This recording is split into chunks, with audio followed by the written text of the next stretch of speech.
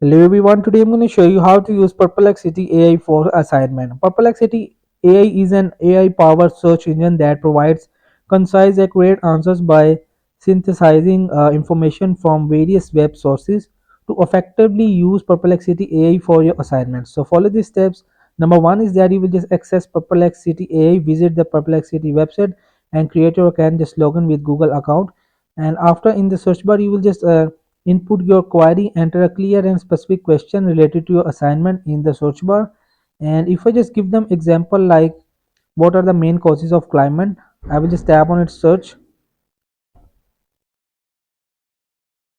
So this is the related to my assignment, the topic main causes of climate change, and you will see it will provide me the all briefing summary.